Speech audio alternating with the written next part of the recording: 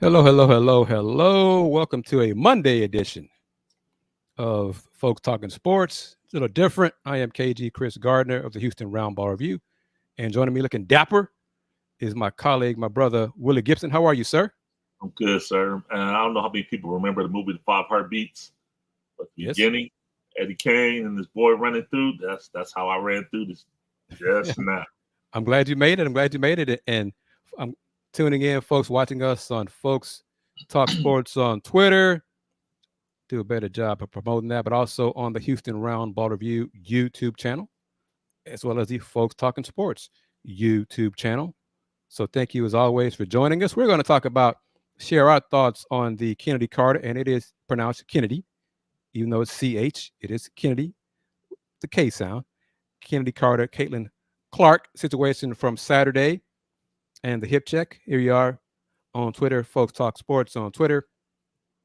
So yes, still have that platform there on Twitter, but also, more importantly, more active on IG and Threads. Folks Talking Sports, a little bit different. Folks Talking Sports on IG and Threads.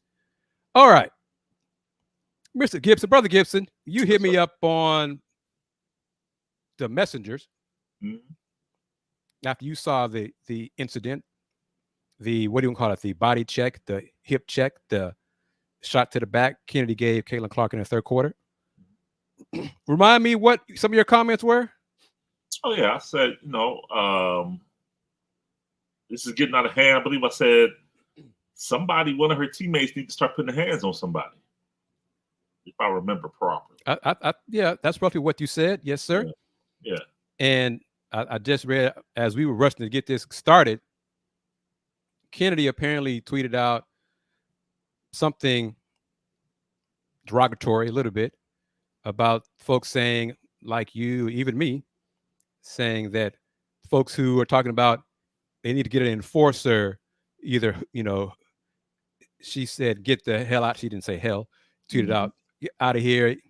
It's just hooping or just shut up kind of stuff. And she and Angel Reese said today to the media session this afternoon, they are competitors. They are two competitive players. If you know our history and our backstory, you know that's how we are. That's how we play. So the history. Oh, I'm sorry. Go ahead. No, go ahead. Because I got the history of Chennedy Carter getting kicked off two teams. That's part of her history too. That history? Oh, that part of it too. Yeah. The Atlanta Dream let her go. The LA Sparks let her go. She's a talented player, talented offensive player. Fourth overall pick. I saw her when she hooped at A&M. Okay, for Hall of Famer Gary Blair. She got buckets at A&M. But she was not, how can I say this? She was always competitive, Mr. Gibson. She always played with a chip on her shoulder, Mr. Gibson. But she wasn't squeaky clean at A&M either.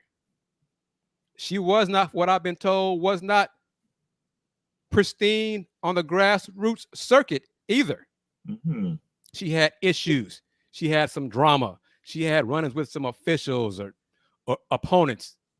So that's not new, okay? She's always been competitive. She's always done some things that some folks don't like. Some folks don't appreciate. And as you said, pointed out, two teams in the W moved on from her, even though she was the fourth pick in the WNBA draft, even though she can get buckets, even though she could score 20 points a game. She was an All-American in college. So, yes, there is some history there with Miss Carter and Angel Reese. And both of them said, Angel Reese and the Chicago Sky were fined for not talking to the media after Saturday's game. Angel blew it off. She making a lot of money in endorsements. The fine she got, I think, was $1,000. There's nothing to her. No big deal to her. But during the time Chennedy spoke, she said, I'm not going to discuss the Caitlin Clark situation.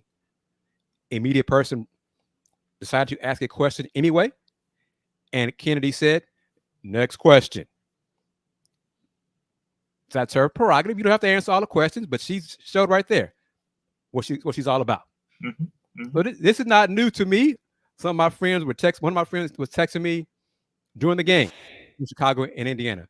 What did Caitlin do to Chennedy? And Caitlin she's an entertainer. She's a hell of a player. She also embellishes. She, draw fouls. That's part of it too. She's learning some tricks of the trade as well in this short 11 games of her pro career. But at some point, Chennedy has to realize there's better ways to retaliate than shoving somebody in the back. Yeah. You know what Chennedy could do? Because Caitlin's defense is not great yet. What rookie's defense is great. Right. Okay. Of course. But Chennedy could have done it over and over, and it gave her buckets. Just gave Caitlin bucket after bucket after bucket, and then tell her about it after each bucket. Right. She chose to go a different route. She went the physical route. And afterward, the refs didn't. I don't know how the refs missed it. That's another issue. There's so many issues wrapped up in this. And one of them, Thrillo, thank you very much for chiming in. One of the you brought up. What's happening? I mentioned earlier today, this morning, I was on with Nate Griffin. One of my mentors invited me to be on Talking Sports with him this morning. And I brought this up because you mentioned it to me. And I heard it during Sunday's Indiana game against New York. Yep. So it's a road game. And this is the New York announcers brought this up. Did you notice how slow Caitlin's teammates were to pick her up after she got knocked down? Aaliyah Boston stepped over her to pick her up. So what's up with that? Yeah, man. So the New York announcer, and I don't know her name, I apologize. I don't want to get it wrong, but it was a woman who covers the Liberty, does the TV games for the Liberty. Yep. She touched on the facts. I was watching that. I noticed that her teammates were slow to pick her up. So to her, that indicated there is a culture problem in the Indiana locker room. Because folks joked about it, but remember, I'm not sure when it happened, but LeBron James just pointed it out. With the new team, might have been the Lakers, whatever. When a teammate was knocked down or was on the floor, on the court, Bron yelled out, "Stay down. Wait for your teammates to pick you up." It was when that's he what came brothers do. Cleveland. It was the second time. It was the second time in Cleveland. That's what. Okay, Britt. See. Yep. So where were her teammates? We got you. Where is anybody from Indiana going back in front of Chennedy Carter? Hey, I don't like what you did to my teammate. Yeah. Try that with me and see what happens. Yeah. None of that. Crickets. So I think that's an issue within the Indiana locker room. Corey, how are you doing? And I'm being straight up with all of y'all. What's up, Corey? Okay. We're not going to talk much about the Cougs, Ohio State in this edition of Folks Talking Sports. We're going to talk about the W, Caitlin Clark, and make some NBA Finals predictions. Yep. And if she's available, I asked one of my mentees, I invited her to join the show. She hooped in college. So if she has time to join us, she'll join us as well. But beyond that, it's going to focus on just a couple of things right now. So Indiana is 2-9. Yep. They've played 11 games in 20 days, which I don't know what the hell the WNBA was doing with scheduling that. I was coming to that. That was another thing I had. So that's another issue. What? Vegas has played six? Yes, games? 6. It's crazy. So the WNBA, I've covered the league a long time. I took a break last few years, folks. No Houston team, so why spend a lot of time, honestly. But I'm getting back into it. But they did not do Indiana any favors. Why would you schedule the team with your, right now, the it player, put them in the ringer and have them play 11 games in 20 days to start the season? If I remember right, they played the Liberty 3 times already, right? I think so. One of the best teams in the WNBA. Yes. Right. They had the number 1 pick in back-to-back years. And this is how you start them out? So they played Sunday, Saturday, and they had another back-to-back earlier in the week. So in the last 7 days, I think they played 4 and 7. 4 times. That's crazy. And yes, they're chartering now, whatever. But folks, it is not just because you get into the games quicker. It does not mean it's easier on your body to play 11 games in 20 days. And all of that, in spite of that, Caitlin Clark was named WNBA Rookie of the Month earlier today. Even though they're 2-9, she's leading the league in turnovers. Yep. Like 7 a game. I think that's right. 7 a game. Not making a lot of shots right now. She's not shooting the ball well. 35% from the field, I think. So yeah. And I'm not hating on her. I'm just pointing out facts. Okay. Right. I did not expect her to excel. There's very, very, very few rookies in any pro league, male or female, excel from day one. Yep. So this is no different.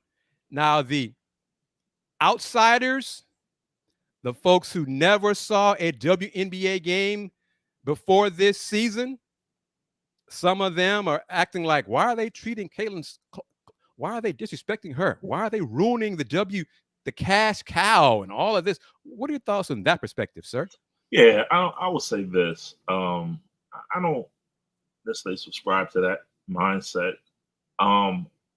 She got them charters. No, charters have been in the works for years up until this point. I think the Liberty, Josiah got fined last year because he was chartering for his team individually.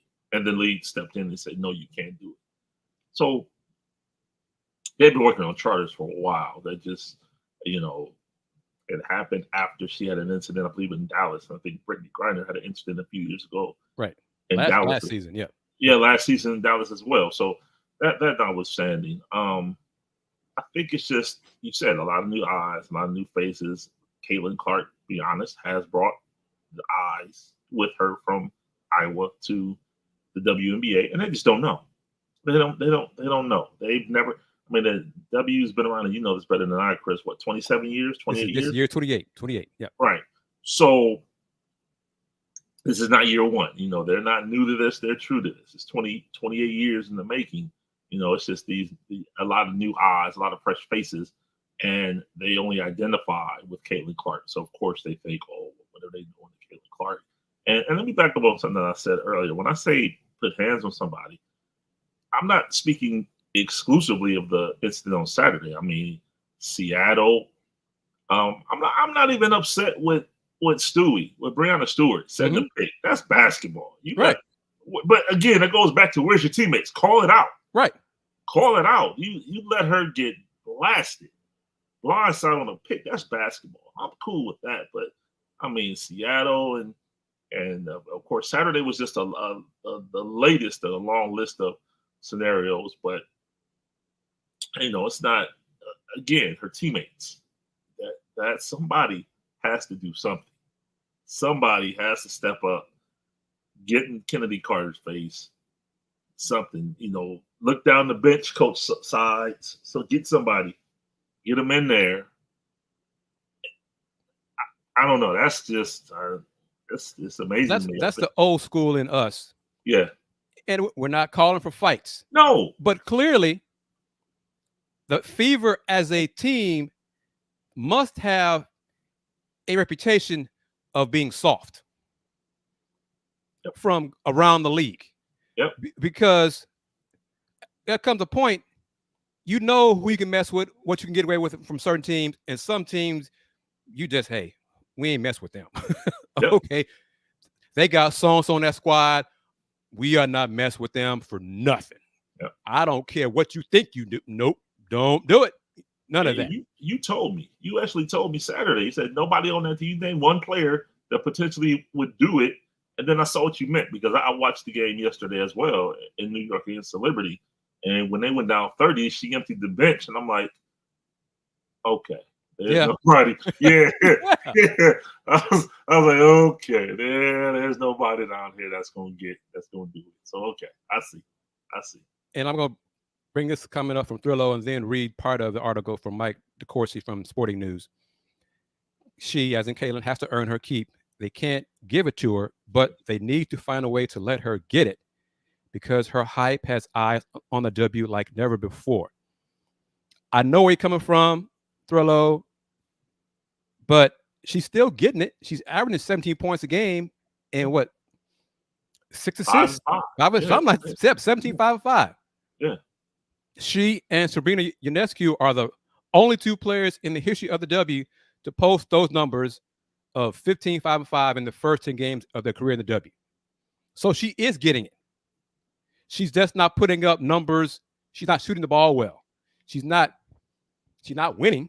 That's one thing she's got to get used to, as a lot of rookies do, especially the ones at the top, because most of the time they're going to bad teams. That's the reason you were drafted high by that team. That team sucked. So losing, she's got to get used to. She's going to be fine. Okay? She's going to get stronger. She's got to have time to work on her physical strength during an off season, which she has not had. Yeah, she's gone straight from Cleveland in the Final Four to Indianapolis. She went straight there. Basically. Yeah. So what she's doing, and Kenny talking about other than 3-point shooting, what does she do? See, Kenny is showing, okay, let me get into some of this stuff now. Everything. From Mike DeCourcy. Let me see. Let me back up because I just want to jump to some. All right.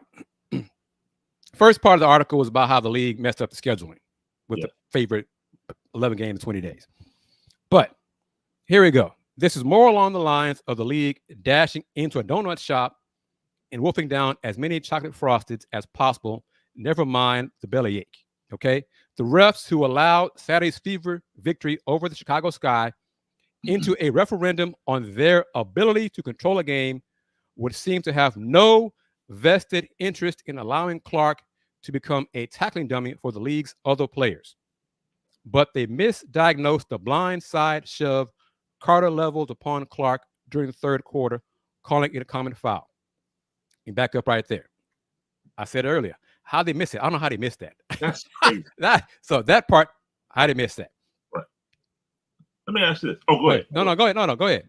It's coaching. It's a coaching question. Is Lisa Bluter the head coach of Indiana Fever next year? She might be. She retired, maybe take some time off, recharge the batteries. Who knows? Because Coach Sides, this is our second year there. The Fever is starting over, and after they won the championship, they never really got better, got back to that level. And it took them a while to realize that we need to start over and rebuild and do it right. They had some really, really piss poor drafts in the first round that have bit them in the butt for a while. But these last two drafts, you got Aaliyah Boston last year, and now you got Caitlin Clark. So you should have a solid foundation going forward. Now, whether Coach Sides is the one to lead them to the playoffs, I know a lot of fans have their doubts. I know that, and not just Caitlin Clark fans, because Caitlin Clark fans are not the same as Indiana Fever fans. Right. All right. The Caitlin Clark fans just came around.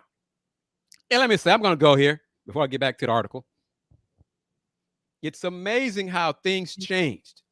And Thrillo's right about this too. Caitlin Clark is not squeaky clean. Okay. She gets away with some shoves and okay. Like I said, she's learning the tricks. All right. So she's not just some pure player. She's not perfection on the court and innocent. That's what I'm trying to say. She's not innocent.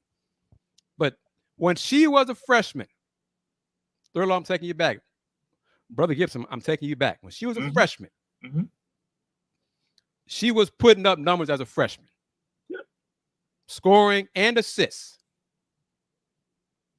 But there was another freshman who was putting up not as good of numbers, but was getting more shine. In Stores? In Stores, Connecticut. Oh, okay. A young lady by the name of Paige Bueckers. Yep. Her numbers were not as good as Caitlin Clark's numbers. But the UConn machine was rolling. The Northeast media was behind Paige. And Paige Bueckers is a hell of a talent. Yeah. Without question. But when it came to who I voted for freshman of the year, you know me, Willy Gibson. Yeah. I voted for Caitlin Clark. Yeah. Not Paige Bueckers. I don't follow. I don't go along, just get along. All All right, I'm just, hey, whatever. I know what I see. Right. I call it like I see it. But in just 3 short years, the national media somehow discovered Caitlin Clark. Yep. But I'm going here, Mr. Gibson, Mm-hmm. Trillo. How many national championships did Miss Clark win at Iowa? 0. What? How many? 0. 0. How many did Breanna Stewart win at UConn? 4. Yep. She and teammate Moriah Jefferson won 4 national championships at UConn. No one has done that, men's hoops or college hoops. But what do you hear about UConn way back when? Are they ruining the game of women's basketball? Are they too good? The games aren't competitive, on and on and on. But now, fast forward now to Iowa, Middle America, and Caitlin Clark is the savior of college basketball first. Get all the eyeballs on her. She got to the Final Four, led her team to the Final Four, led her team to the championship game. But did she win? No, Will. No. She didn't win national championship. But you hardly heard. Who'd she lose to this year? South Carolina this year. South Carolina. But who was the star of the tournament? And who? Caitlin Clark. The day after the championship game, Caitlin Clark and Iowa Hawkeyes reached the championship game. And oh, by the way, they lost. Oh. Thank you, Timothy. You went there without me having to say it. Because this is true. Stewie would have been Caitlin Clark, but she's lesbian. She's proud of it. Mm-hmm. And the majority of sports fans are conservative. Bingo. Because now Timothy led into it, so I'm going to say it before I get back to the article. And let me be clear. If you are new to the Houston Roundball Review, if you're new to Folks Talking Sports, I've covered women's hoops going on 30 years. Okay? I've been to the last 25 women's Final Fours. So it's not like I ain't Stephen A. Smith. All right? I'm not that dude, what's his name, on ESPN, who called out Caitlin, called her a white, whatever. Oh, what's his name? Pat McAfee. Yeah. I'm not Pat McAfee. All right? So I know of hey, I've been there. Yep. A long time.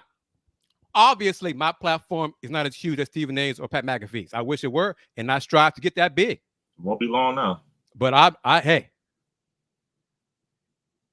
the folks, if folks found out and she's not, I don't care if she is or not who you're dating. I know why we're all fascinated by someone's private life anyhow. As long as it's 2 consenting adults, why do we care? But man, oh man, if folks found out, or if Caitlin Clark discovered or realized later in life or held next year that she was lesbian, Willy Gibson. Mm-hmm. The folks who would turn away from her, what? How dare she? Mm-hmm. Mm-hmm. She's going to hell. How dare she do this to us? Mm-hmm. That's still say to us. But hooping, back to the article. But yep. Timothy is correct. Stewie won 4 MOP, hell of a player. One of the best players in the world. Yep. Didn't get this attention. And she was at UConn. Right. UConn, the national power, the queen of the college basketball mountain. Didn't get this attention. And that wasn't that long ago. No. Okay. That wasn't a generation ago. Okay. It was not that long ago. 7 years ago? 8, 6, 7. Think about it. But Caitlin Clark, these last 3 years, these folks have discovered women's hoops. Right. All of a sudden. Okay. All right. Back to the play. The foul not called. How the refs missed it. How could they have seen it removed from the play, unprovoked, forceful, and deemed it to be common? How could they not at least review the play to be certain? That's another question. I got a question about the officials. No question. Mm-hmm. It was not the only such blunder. There was a less severe, though still unnecessary shove by the Sky's Angel Reese on a box out that ought to have been called a foul. It was an obvious offense made more so by Clark's dramatic emphasis. Gotta sell it. She sold it, flop, flail, whatever. The officials' indifference to such plays led to Fever general manager Lynn Dunn declaring on Twitter, quote, "There's a difference between tough defense and unnecessary targeting actions. It needs to stop. The league needs to clean up the crap. That's not who this league is." Mm-hmm. Thoughts on that? I'm agreed. I mean, like I said, this is not an isolated incident. This has been going on. They played 11 games. I can think of 9 of them. I mean, Seattle, when she drove through the lane and got hammered. And here's the thing. Everyone goes back to Angel Reese and Alyssa Thomas. Absolutely, she chokeslammed her. Without question. Right. She did. But name me the second time Angel Reese took a shot like that. When you go through game by game and Caitlin Clark, and like I said, the it's obvious.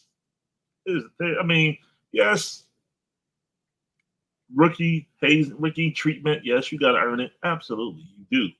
But certain things, it's like, okay, hold up. What are we talking about here? What are we talking about here? See it. So, call what you see.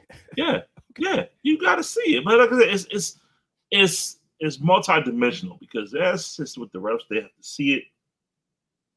But again, I go back to, and Matt Barnes said something, and he was spot on. He was right. He said, well, we said, where are your teammates? Yep.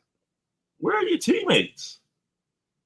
That's crazy. Yeah. I think the teammates that are going clean, well, they haven't thus far. They haven't so far.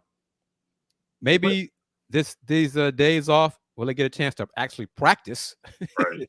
Because I think their next game not till Wednesday or Thursday. I think they play Friday. I think they get. Oh, you okay? Friday. I'm not even sure about it. So I mean, they got a lot of time to practice. Yeah. So maybe the team building, team bonding, chemistry will grow, develop.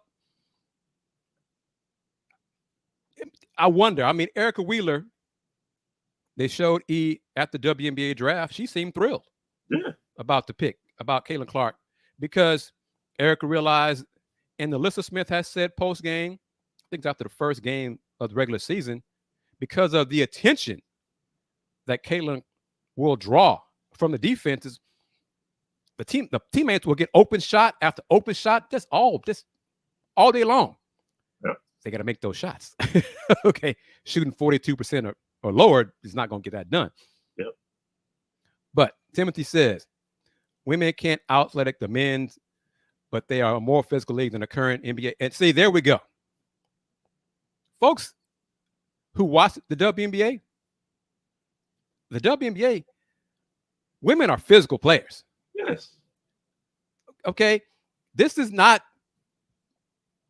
some early 20th century dainty ladies, just 6-on-6.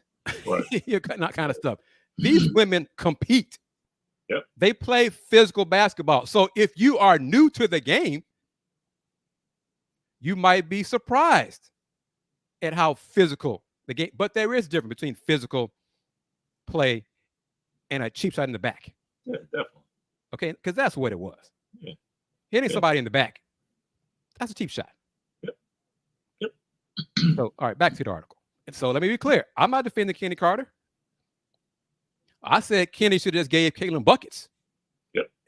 Respond that way. Just give her buckets and tell her about it. You can't guard me.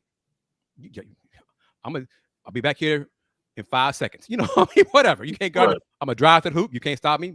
On and on. But no, she chose the route with a shove in the back. Right. No. All right. Lynn Dunn has been involved in many more WNBA games than any of us. But it's fair to wonder if she's right about the officials in the plate, the refs not calling fouls. Yep. Because that's pretty much what the league has shown itself to be since Clark arrived as the number one overall draft pick. The prevailing attitude of those whom Clark will make significantly wealthier over time is the same as what she faced while breaking nearly every NCAA scoring record in sight and carrying Iowa to consecutive Final Fours. Why her? It's a great question. So that's it. The prevailing attitude. Here we go, but skip this part here. Clark's popularity can be explained in a variety of ways. The audacious passes, the comically deep three-pointers, the success her excellence produced for her team, but others have done these things without igniting the public's fascination. Clark is wildly popular because she was the right player at the right moment. True. That is no doubt. If that's too abstract, well, sorry. Mm-hmm. Here's an analogy from Mike DeCourcy. Taylor Swift and Sarah McLachlan are both musical geniuses, but one of them sells out football stadiums on back-to-back nights in every city she visits, and the other plays to packed 5,000-seat arenas. Mm. Public taste and contagion can't really be explained. One can't even expect excellence always to be involved, or Survivor would have been canceled years ago. Wow.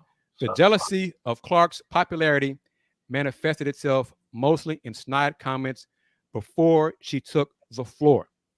But now that players can get their bows on her, they can try to raise their profiles by lowering her to the hardwood. I mean, how many knew Carter's name before Saturday? Stop right there. See, Mike, if your ass would follow the WNBA or women's college hoops, you would know who Chennedy Carter is and what she did at Texas A&M and earlier, and being the fourth pick in the WNBA draft. Mm-hmm. But because clearly you didn't, you put that statement in the article. Back to the article. Let alone how to pronounce her name. She refused to respond to questions about her actions in a post-game interview, but afterward, Carter wrote on the social site Threads, beside three-point shooting, what does she bring to the table, man? The interesting part about that comment is her three-point shooting is the worst thing that she's done in the W. Yeah, that's the one thing that hasn't come around. Yeah, that's the crazy part. I just thought about that. Like, wait a minute. Yeah, that's interesting. And Timothy, and welcome Timothy to the show on the channel. Thank you very much for watching. Either you're watching, I guess, on YouTube. Thank you very much. I appreciate that. We appreciate that. Don't be a stranger. Tell your friends about this show because we're going to keep it real here on this show and other shows here on this platform. And that's an interesting line right there.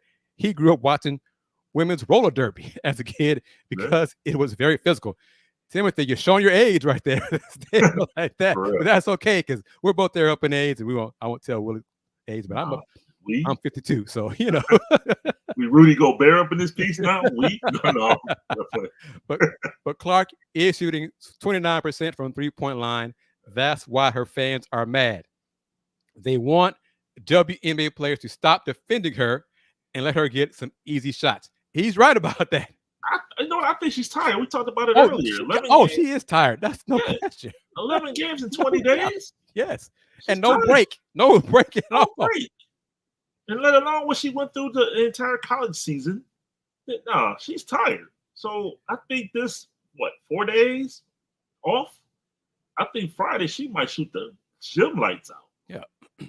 And she's mentally drained as well. Yeah, physically. Of course. She made a comment, I guess now 2 weeks ago after one of the games, that she spent more time speaking with the media than she has her own family these last 6-7 weeks.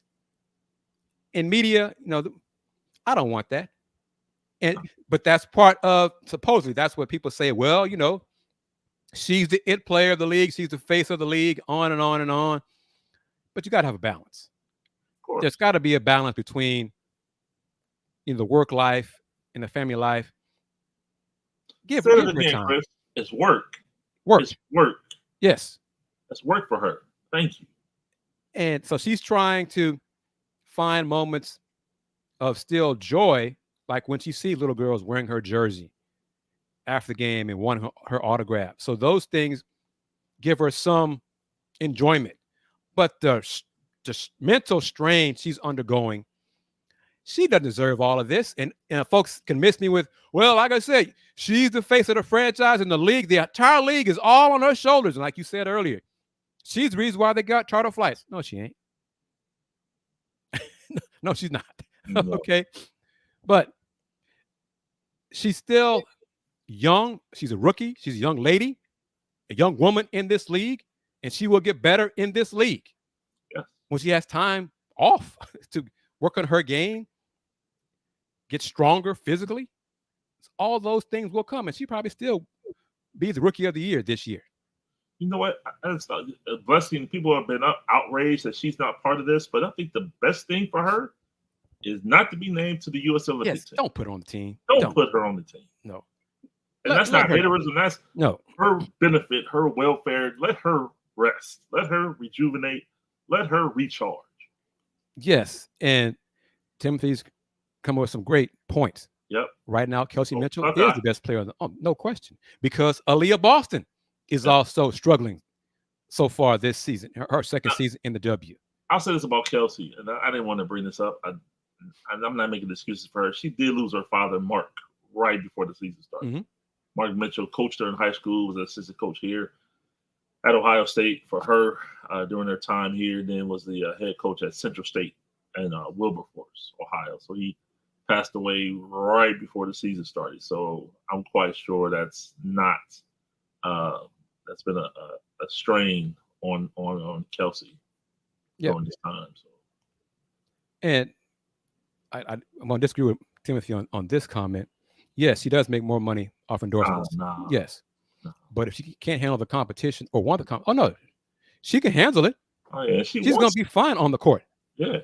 And she's not going to give any of the money back. She's talking about the cheap shots. The cheap shots. And let me see if I can pull it up. Because one thing that the Indiana Fever is not doing a great job of for post game. Let me see if I can find it here. All right, this is after Saturday, so it's not sharp. I'm not sure what they're using for their Zoom calls, but this clip is on the Houston Roundball Review YouTube channel, so it's not going to be crystal clear, blurry. But it's not because of me. It's just we saw the play in the third quarter where Carter kind of decked you. Mm-hmm. How do you respond to that and stay within yourself when maybe you weren't expecting that? Yeah, I wasn't expecting it, but I think it's just just respond, come down, let your play do the talking. It is what it is. It's a physical game. Go make the free throw and then execute on offense. And I feel like that's kind of what we did, but it is what it is, I guess. I don't know. Caitlin, how have you tried to compartmentalize the way in which the hard fouls are being tolerated with you right now? The targeted fouls. It is what it is. I feel like I'm just at the point where you accept it and don't retaliate. Just let them hit you, be what it is. Don't let it get inside your head and know it's coming. I think at this point, I know I'm going to take a couple hard shots a game. And that's what it is. I'm trying not to let it bother me. And, just stay in the game is saying what's important, because usually it's the second person that gets caught if you retaliate or something. So just trying to stay in the game and focus on my team and focus on what's important. Try to focus on her team, which goes back to what we've said a few times. Where are her teammates? And I don't like she said, just let them hit you. Don't let them just hit you. No. Huh. I ain't like that. I'm like, no, we're not just gonna let them hit you. The teammates might. It sounds like look right, but yeah. And she's not crying wolf. She's being hit. she is being hit. She's taking shots. She's taking shots.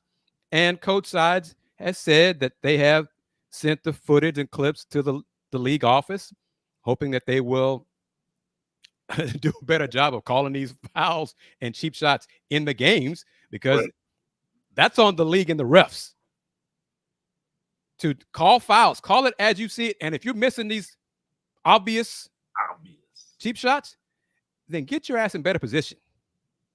Because if you're out of position, then that's a you problem. Do a better job of positioning yourself into fouls and where to call them, where to see them. Because Aaliyah Boston was inbounding the ball, right? The ref was right there, right? Yeah. You missed that? Yeah. And I disagree with this too. In different sport, different league, obviously. Oh, yes, they were. No. Yes, they were. Yes, they were. Yes, they were. Yeah.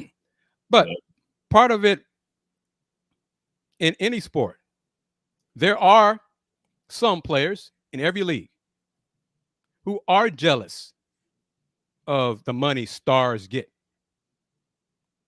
And those players, it's not a huge number, but those players do take cheap shots to make them feel better about themselves or to get some attention, to get in a spotlight. So-and-so took a shot on Michael Vick. So-and-so took a shot on Steph Curry. Pick a league, pick hockey, whatever. Right. So it's not just her, but I don't think this is levels we're talking about. The refs need to call it. Refs set the tone for the game in that first quarter, those first 5-10 minutes. Yep. You call it tight, you let everybody know. This is how we're gonna call the game tonight. If you do step out of line, then we're gonna call it. Keep doing it, you'll be tossed out. Whatever. Right. The refs are in control of the game. So it's on them to set the tone of how they're going to call the game. They're going to let things be physical. The players will adjust to it. If they're going to call a game tight, the players will adjust to that too. All right, let me see. I think they play Friday. Yeah, I just want to see who they play next. They play Friday in DC. Okay, well, that's right. That's right. Yeah. Because the Mystics are winless. Yeah. Yeah, that's right. Yeah, that's what I remember seeing that. Yeah. All right, back to the article as we wrap it up here. His line here about, besides 3-point shooting, what does she bring to the table? We disagree on that one. We could point out that in NCAA basketball, one could remove every three from Clark's career stats, and she still scored 324 more points than Chennedy. You spelled the name wrong. From anywhere, but that's college, and this is the WNBA. So we'll stick with pointing out Clark already is number 4 in the league in assists per game while playing with a group of teammates, shooting a collective 428 from the field. All of the garbage being thrown Clark's way, literally and figuratively, certainly is keeping her in the public sports conversation, even as the Fever have won just 2 of those 11 games, with only one team in the WNBA posting a poll record, and that is the Mystics from Washington. But no pro sports league ever ascended by working to diminish its brightest star. Who diminished Asia Wilson? Thank you. I missed that. Help me. And Asia Wilson, Olympic gold medalist, 2-time MVP. Am I correct? Multiple time MVP, Defensive Player of the Year, college champion, something that CC did not do. Yep. I keep going back to that as well, because she did not. Hell of a player, career leading scorer in college. Yes, she is. But for all those rings are important, folks. They don't say anything about the fact that Kayla did not win a championship in college. But other folks, she didn't win a championship in college. Whoa, wait a minute now. Make up your mind. What's important? What is important to you? I will say this, and this is not, and I understand I'm about to say this is no way, shape, form, or fashion, a haterism towards Caitlin Clark, but it's just what I've seen. I've seen Caitlin Clark score 40 points multiple times and a loss. In the Big Ten. Yes. In Bayou City Arena, the Schottenstein Center at Ohio State. Because you cover the Big Ten. Yes. Okay. I've seen her score 40 points multiple times, and Iowa lost the game. So all of these, we're discussing a lot of different layers to it. Yeah. Okay. Caitlin Clark is a great talent. It's not her fault others, media, have latched on to her. But back to one of your points, don't put her on the Olympic team. Please don't. Because, and the rationale is because it'd bring more attention to the women's game and Team USA. Well, that's y'all's fault. women's team has won, 7 straight gold medals, Olympic gold medals? I think it's 7. Yeah. Well, yeah. Okay. I know it's more than 6. Yep. So Team USA women's team is the standard, the standard of excellence in women's basketball. Men's team, U.S. team, been pissing around for last 4 or 5 years. Yep. When the men's team loses, it's headline news. It's all. Even though I've been doing it for a while now, and especially the World Championships, that means nothing to the American players. Zero. Means nothing to them. The Olympics is more important to the American players, and it's reverse. International players love the World Championships more. It's more important to them than the Olympics. Yep. As you called out last year, you said, don't be surprised when the last dance, when LeBron, KD, and Steph unite for Team USA for the Olympics in Paris. Yep. You were one of the first people to say that here on this show. Yep. And days later, it all came out. Trickling out. Well, sources say LeBron James and Steph Curry and Kevin Durant are going to unite and blah, blah, blah. Whatever. But, all right. Thrillo says, Angel Reese took a tough foul too. We talked about that. Got that from AT. Yep, Lisa Thomas. DPG, how are you doing? Timothy Taylor. Clark got every call in college. Not say every call, but she got the star treatment. I understand what you're saying. She got the star treatment. She got to hit the weight room. We agree on that. She needs an off season. She got to have an off season. Yes. Right. So, and that point right there about the mid-range game, yes. She touched on it, I think, in post-game. I think it was part of her post-game after Saturday. That that sometimes she penetrates the paint and gets too deep into the paint. And maybe she should go to a mid-range game. And I was like, yes, Caitlin, you need a floater. You need every guard, every point guard, slight guard, frame, slightly built guard needs a floater, needs a mid-range game. Because you get too deep, those bigs will remind you, this is our area in here. You just back up a little bit because you come down here, you're going to get hit. So yes, she needs it. And she will, because she is also an intelligent player. Right. She will add to her game. Again, this is just her first year in the league.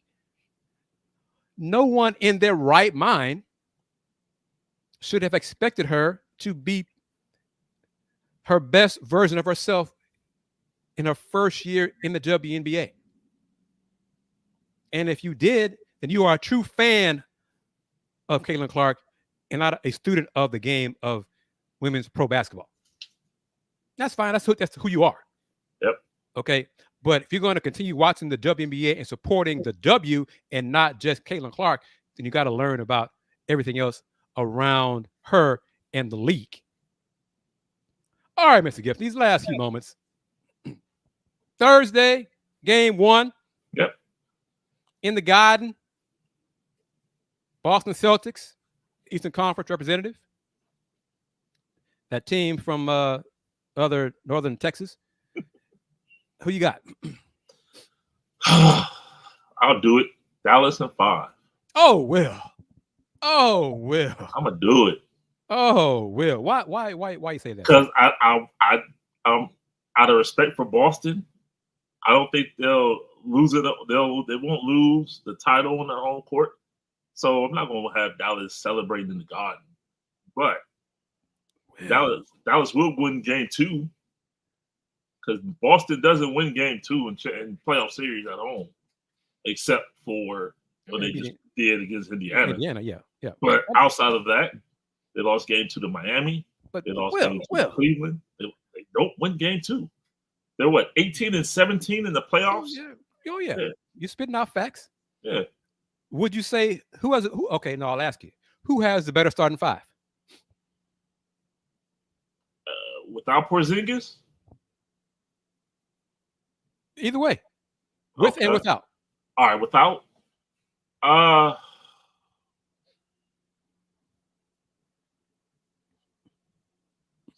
Kyrie, Luka, PJ, Lively. No, Gafford. Okay, Gafford. Okay. Yeah, you're right, Gafford. So Derek Jones, Gafford, Yeah, PJ. see, Derek Jones. Notice who I didn't name. I purposely was like, I stopped because I was like, I was on purpose. Man, well, yeah.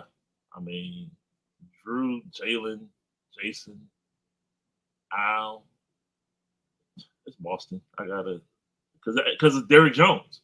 It's Boston. Okay. So I think Kristaps, not sure about game. He's getting close though. Yeah. Not sure if he's going to play game 1. But is your reason for picking that team from Northern Texas? Why can't you say them? Well, hold up. Let's back up. Why can't you say their name? I hate that. I hate little D. Whatever. Well, and here's why. Here's the main reason why. I think Jason Kidd's going to coach circles. Yeah. See, okay. There you go. Now, see, okay. Now you go with that. I ride with you. Yeah. I can ride with you on that. Yes. Yeah. J Kidd is better coach. I can ride with you on that one.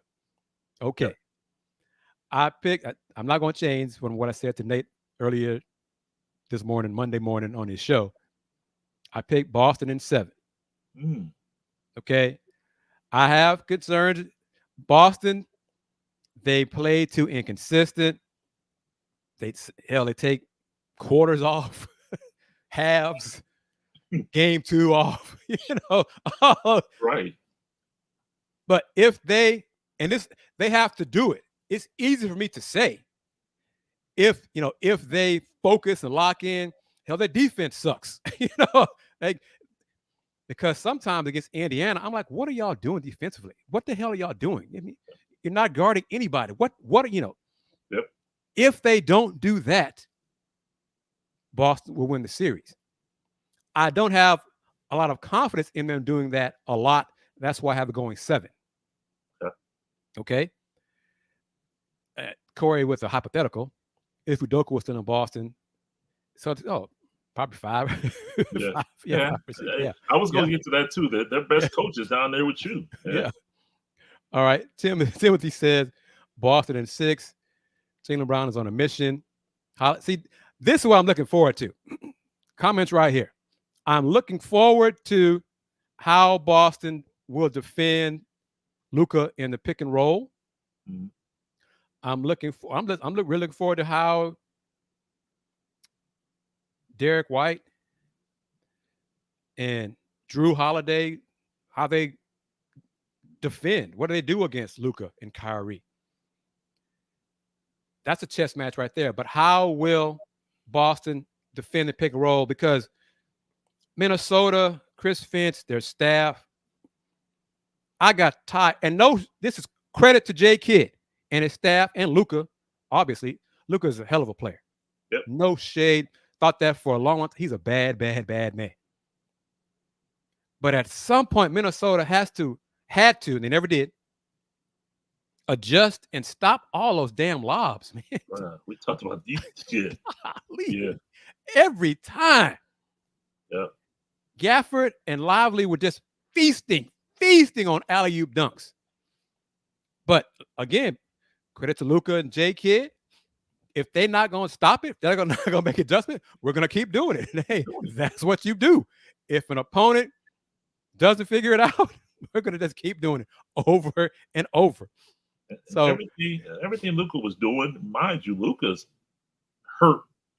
He's injured for real. Yes, he's injured. Now, he has thing I had problems with. Another issue I had problem with Minnesota. Go at that man.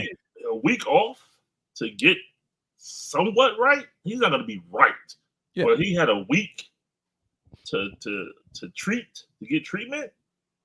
Okay. Because I am curious.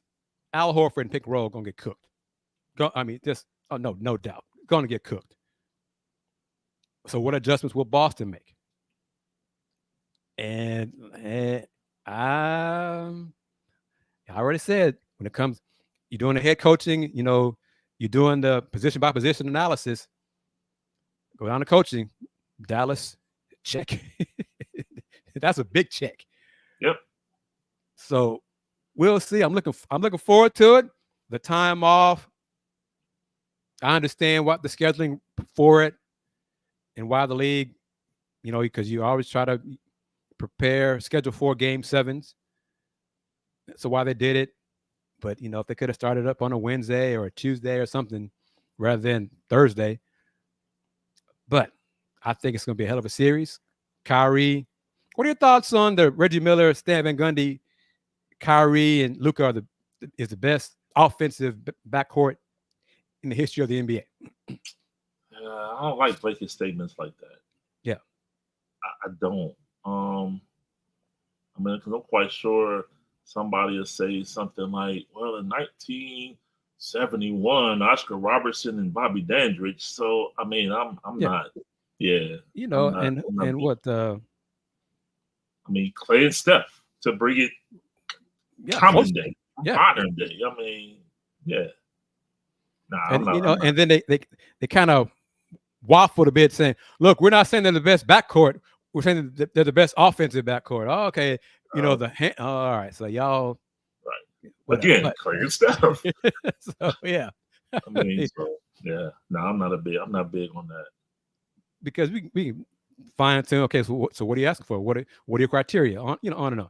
What Earl Monroe and Walt Frazier? Walt Frazier, that backcourt. Boy. Yeah, that's a hell of an backcourt right there, man. Yep, that was an offensive backcourt. Yeah. So, Clyde was the steals and stuff, but Earl coming there, they were like, well, how are they going to fit together? But didn't he have a 36 point, 18 assists? Yeah, game 7. Game 7? The Willis Reed game. Willis Reed game. Willis played, 2 minutes? 2 minutes, yeah. Clyde had 36, 18, and 7, something like that. But it's the Willis Reed game. Yeah, right. Yeah. So, because that's all I heard about for a long time, the Willis Reed game. Yeah. And then I read the box score and stuff. What, Walt Frazier did what? Right. Like that. Yeah, yeah. But Luka, and we could talk about his frame. His body's breaking down on him. I think he probably wants to play in the Olympics. Well, he's got to play in the competition. He has to qualify for the Olympics first because Giannis and I think 6 teams are in the final available stage for to qualify for the Olympics. I'm sure the Mavs ownership, because the majority owners probably would prefer Luka not to. Mark Cuban for years has not wanted Luka to play over in international competition, but he still does. So we'll see on that one. Yeah. But Corey says Boston's going to have to blitz the ball screens while Horford is in the game. They got to do something because, Luka, he's going to cook Al Horford. No doubt.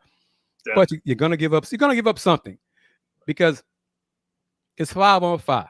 I've said it for years. I learned this, from coaches and players and folks I've covered and watched over the years. A well-run pick and roll, you got the right personnel, you can't stop it. Mm-hmm. Because you got to give up something.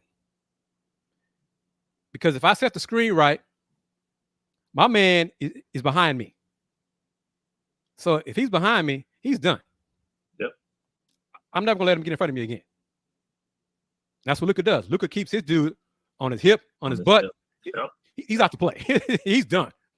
Yep. And that's one thing Minnesota, they never adjusted. Rudy just kept backing up. Luka's like, well, how to get closer and closer. And Rudy's like, oh, let me get close. At that time, lob. Too late then. Yep. So you got to double him and then rotate. And be quick about it to get to the open shooters or decide who you're going to leave open. And then we'll see what they do about that, and Timothy about this. And defensively, Kyrie and Luka are not great. They've gotten better for them. For them, they've gotten better. Right. But they're nowhere elite defensively. No. So that's something as well. I'm curious to see what Boston will do. And who will J. Kidd put Luka on when the Mavs are on defense to rest, to not exert himself? Because, as long as Jay McDaniel is standing in the corner for Minnesota, Right. Luka was just like, well, I'm going to stand out right here, straight out the free throw line, so I don't get the defensive 3 seconds. You know, I'm going to rest here and there and just do a little cha-cha. You know? Right. So the Mavs, as long as Luka doesn't have to guard anybody on defense, that's a win for them. So it's on Coach Mazzulla to make Luka move, make Luka have to guard someone. Right. We shall see. I'm looking forward to it. You said Mavs in 5. I did. You gonna stick with that? Yep. All right. I think Thrillo said Mavs in 6. Yeah, Thrillo said Mavs in 6. Timothy, you said what? What did you say? I think you made a prediction. Timothy said Boston in 6. I got Boston in 7. I'm trying to be objective about it. And seriously, I respect the Mavs. Unlike the Cowgirls. I can't stand the Cowgirls for nothing on this earth. But I respect the Dallas Mavericks. But when it comes down between a Houston team, Dallas team, I just can't pick a Dallas team. I just, the Houstonian in me, I just won't do it. I just won't. Fair enough. But would I be shocked if the Mavs won? I won't. All right, so let me take it here. I'm never called for a job guy. I'm never advocate anybody losing their job. But if Dallas wins the finals, is that it for Joe Mazzulla? No. Okay. No. It might be. I doubt it though. But in his final moments, I haven't talked to you, brother, since JB got let go in Cleveland. Yeah. Your thoughts on that? You Good called dude, it, man. You know? Number one. Good dude. Great guy. That being said, I think they did that anticipating Donovan didn't want him. Yeah. Because Donovan's due for the 5-year 204. 4-year 204 here in about 28 days. Yeah. And Donovan played it well. He didn't give them definitively yay or nay. But I think if anything, what did JB in, it was in Donovan, it was the fact that he had 3 top 5 picks and they never developed. They didn't improve. Yeah, that's fair. Isaac Okoro, never. Real quick, this Corey knows. You know, you can relate to that, Willie.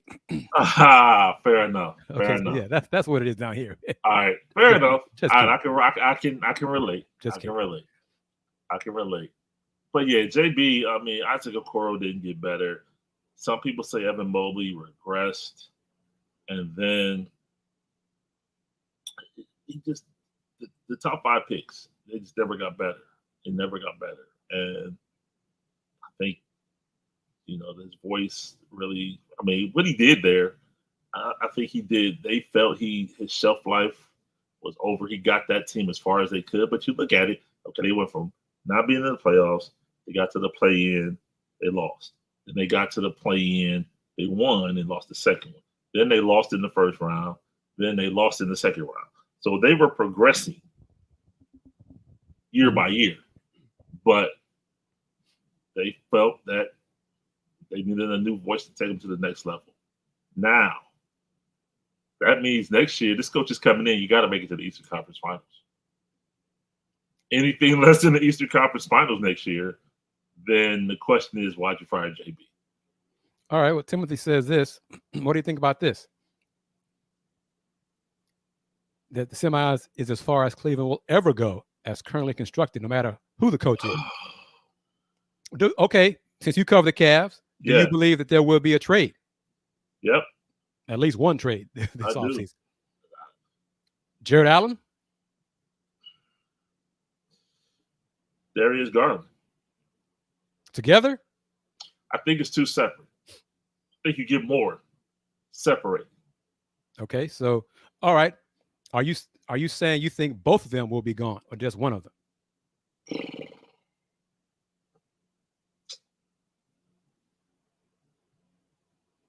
I I think J.A. is gone because of the last year of his deal. All right. And Evans extension eligible this season. Yes. So, and yeah. I'll say this, different teams, same division.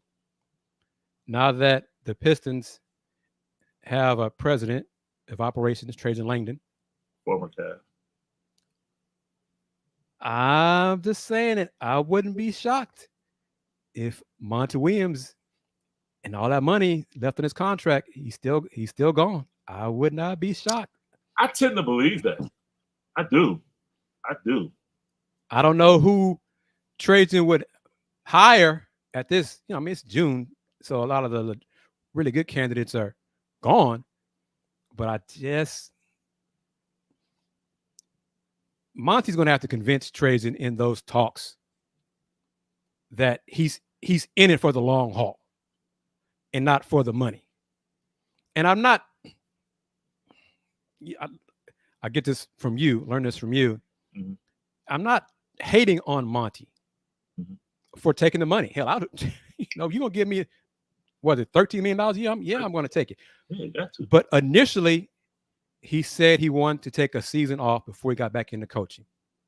And then Detroit owner Tom Gores raised the offer up to that huge amount of money, and agreed he would do whatever necessary to help Monty's wife fly back for the chemo treatments, whatever, for her health. So that was also a factor. But Monty, throughout that season, time and time again, he did things that just left all of us, what is he doing? What is he thinking? What is he seeing that we don't see? Because it didn't work. Yep. And it didn't work in November and December, and he still did some of the same stuff. So if Monty's going to have, it doesn't make sense to give him one more year to prove it and then fire him. Trajan talks to Monty in this whole week, whatever, and just says, Tom, Mr. Gores, we need to move on. Mm-hmm. Move on. Because you said. Move on. Because if we're doing this again next June and fire him then, hell, you could have fired him right now, But it's what you said. It's June, 3 weeks before the draft. Yeah. Who are you going to get at this point? That's the question. Yeah. He did not forget how to coach. I mean, he was a successful coach, but this past season, he just did not seem to be really into it. Right. Now, if that changes, my timetable has changed because what was I think last season I said when Monty and Ime were hired, I said 4 or 5 years that Detroit and the Rockets would meet in the finals. My timetable has changed because Monty just flamed out last year. It was horrible. It was a disaster. The Rockets might get there. Well, I don't know because they're still playing the West. I don't know. But I still do believe that Detroit and the Rockets will meet in the finals. But I'm 100% sure if the Pistons return to the finals, that Monty Williams will not be the head coach of that team. 100% sure. 100%. Ime Udoka will still be coaching the Rockets, but Monty will not. And folks said, well, that's a lot of money. It ain't our money. It's nothing to Tom Gores, whatever. Trader, you say you want him gone? Okay, he's gone. Right. He's gone tomorrow. Yep.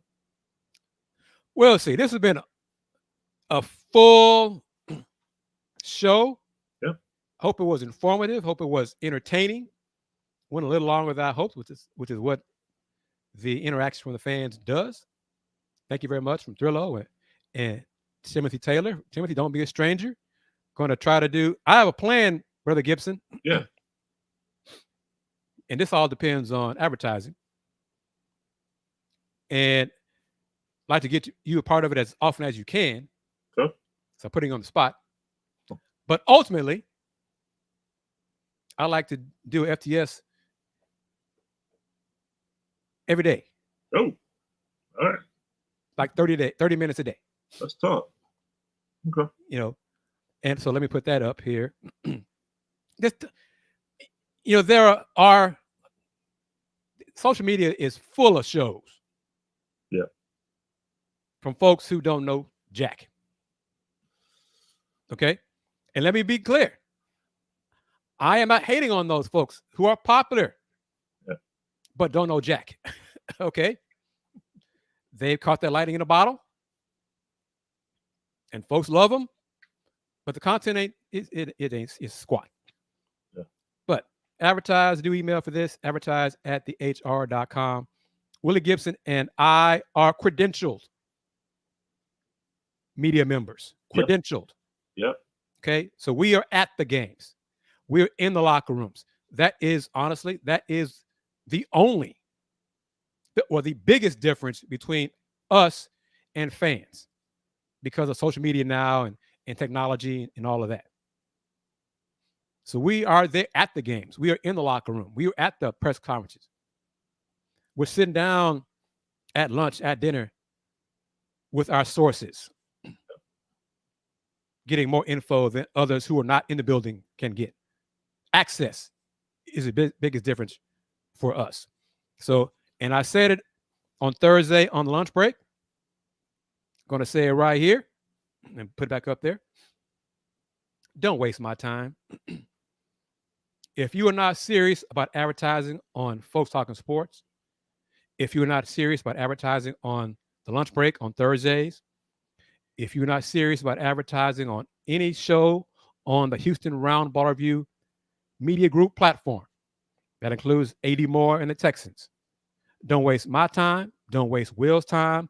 Don't waste AD Moore's time. And of course, don't forget about the Let's Talk Houston Rockets show. Don't waste my time. I got rates.